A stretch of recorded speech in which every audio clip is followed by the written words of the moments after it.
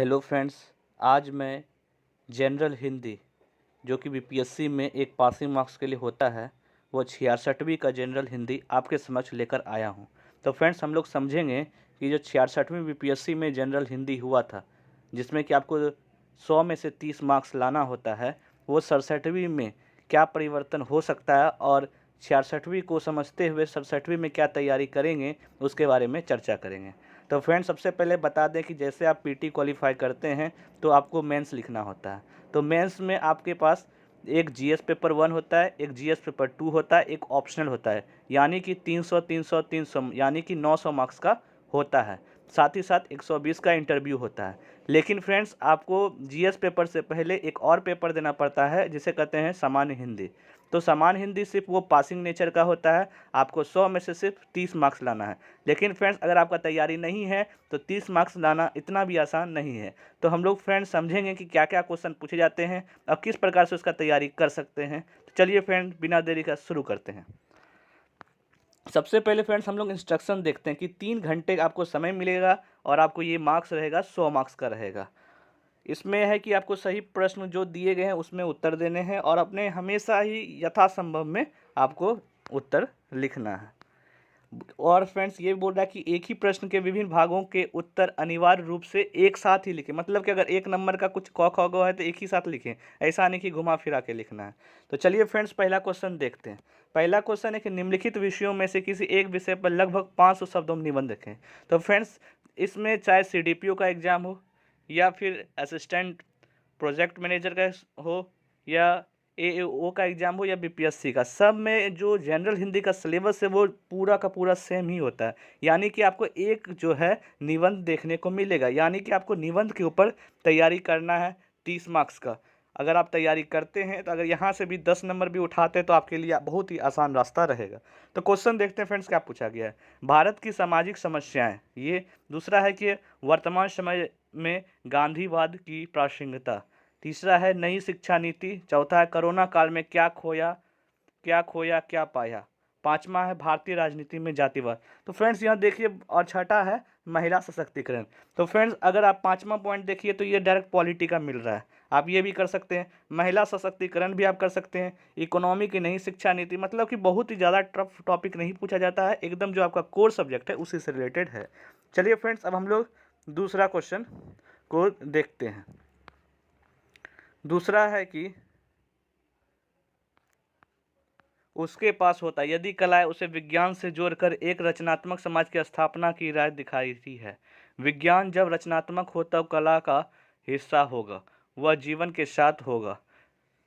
चलिए फ्रेंड्स, दूसरा क्वेश्चन जो है थोड़ा सा मिसिंग है। तीसरा क्वेश्चन पे देखते हैं फ्रेंड्स। तो निम्नलिखित सभी अशुद्ध वाक्यों को शुद्ध करिए। तो फ्रेंड्स, आपको एक क्या है, अशुद्धियाँ को भी दूर करना है। मतलब कि हर जितना भी पेपर देखिएगा तो उसमें ये भी क्वेश्चन पूछा जाता है, ये बक्सा बहुत भारी है, तो यह बक्सा बहुत भारी है, ये नहीं। मतलब बहुत ही आसान ही पूछा जा रहा है, लेकिन आपको प्रिपरेशन करना पड़ेगा। अगर आप तैयारी पहले से कर लेते हैं तो बहुत आसानी से कर सकते हैं।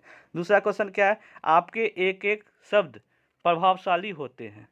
तो आपका, आपके नहीं, आपका आपका एक एक शब्द प्रभावशाली होता है, होते हैं नहीं, होता है।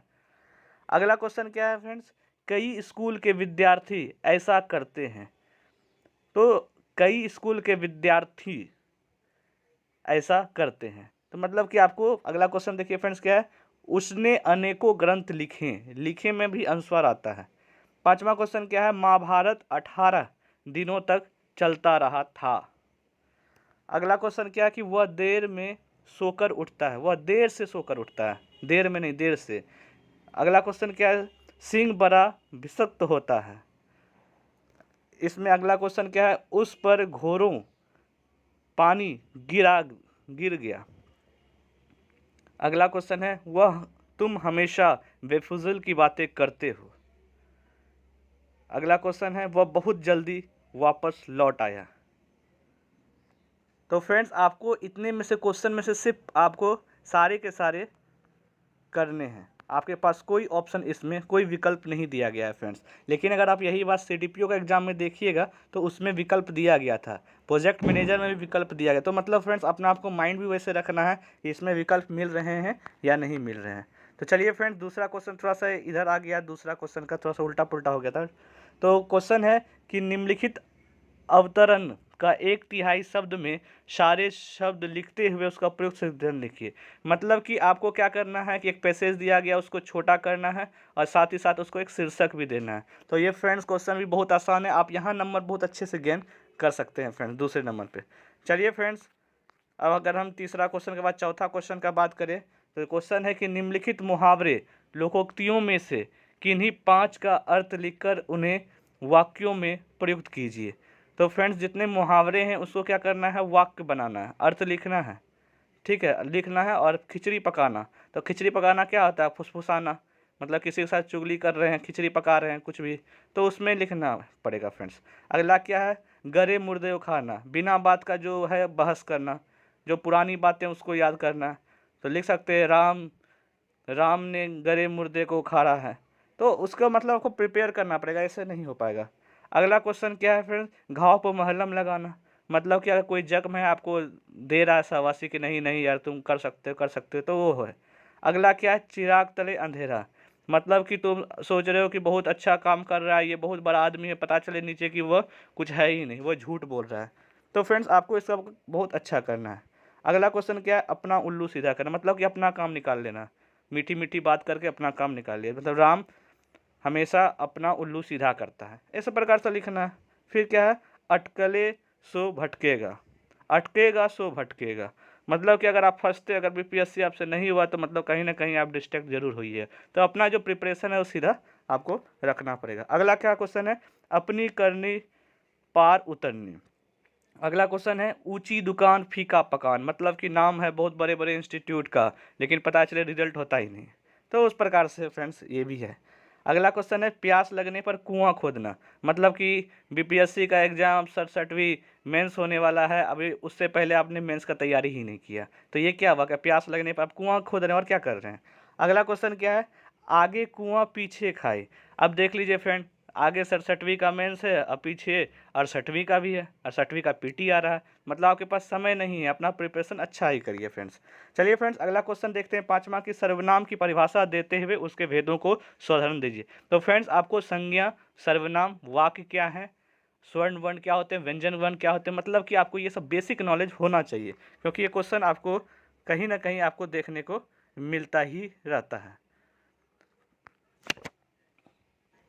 चलिए फ्रेंड छठा क्वेश्चन देखते हैं कि निम्नलिखित में से किन्हीं 5 वाक्यों 5 के दो दो पर्यायवाची शब्द लिख रहे हैं। तो अग्नि का लिखना है पर्यायवाची, अंधकार का लिखना है, आकाश का लिखना है, कामदेव, चपला, तालाब, धनुष, नदी, पवन, बादल, मतलब कुछ ज़्यादा टफ शब्द नहीं है, आपको इससे क्या पर्यायवाची शब्द लिखने हैं। तो फ्रेंड्स एक मैं सीरीज लाऊंगा 67वीं जनरल हिंदी के लिए कि आप अगर उसको अच्छे से तैयारी करते हैं तो आराम से उसका आपको नंबर मिलेगा, और कहीं भी आपका 100 में से आपको 30 क्या 50 नंबर भी मिलेंगे। अगला क्वेश्चन क्या है फ्रेंड्स, सातवां के निम्नलिखित में से किन्हीं 5 वाक्यांशों के लिए एक शब्द लिखकर उनका वाक्यों में प्रयोग करिए। अब क्या है, जो उच्च कुल में उत्पन्न हुआ उसको मतलब कि एक वर्ड में लिखना है और उसको वाक्य में प्रयोग करना।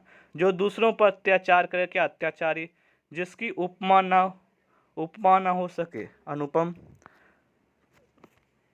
अगला क्वेश्चन है कि जो बिना वेतन के कार्य करे, अगला है वह सूचना जो सरकार की ओर से जारी हो, अधिसूचना होता है, जैसे अधिसूचना सरकार के द्वारा, जैसे बीपीएससी आयोग द्वारा सूचना जारी किया गया कि 67वीं 68वीं का जो पीटी एग्जाम है वो रिशेड्यूल हुआ गया।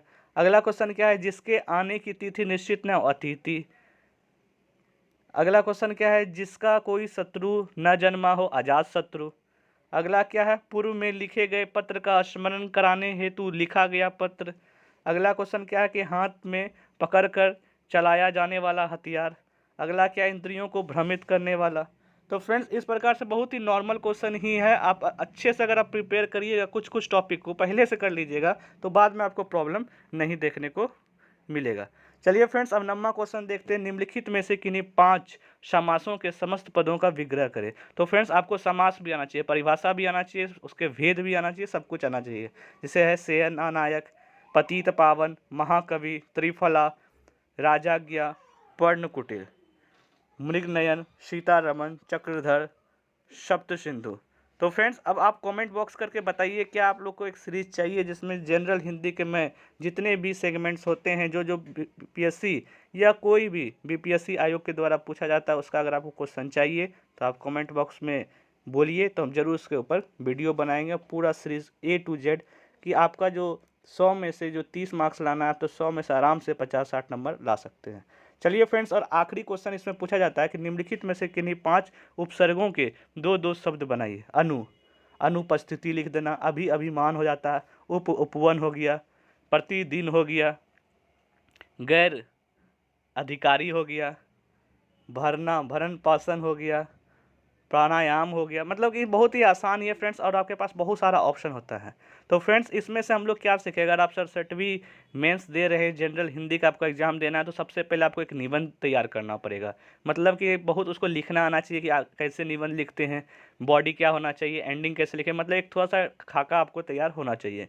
दूसरी बात है क्या फ्रेंड्स, आपको अशुद्ध से शुद्ध शब्द लिखने आने चाहिए, वाक्य बनाने आना चाहिए। तीसरा फ्रेंड्स क्या है कि आपको एक शब्द के अनेक शब्द, अनेक शब्द के एक शब्द आने चाहिए। चौथा फ्रेंड्स क्या है कि आपको मुहावरे आने चाहिए। पांचवा क्या है फ्रेंड्स, आपको कि पर्यायवाची शब्द आने चाहिए। छठा क्या है फ्रेंड्स कि आपको स्वर्ण वर्ण क्या है, व्यंजन वर्ण क्या है, समास क्या है, सर्वनाम क्या है, मतलब छोटे छोटे जो टॉपिक है उसके उदाहरण, उसका परिभाषा और उसके प्रकार आपको आने चाहिए।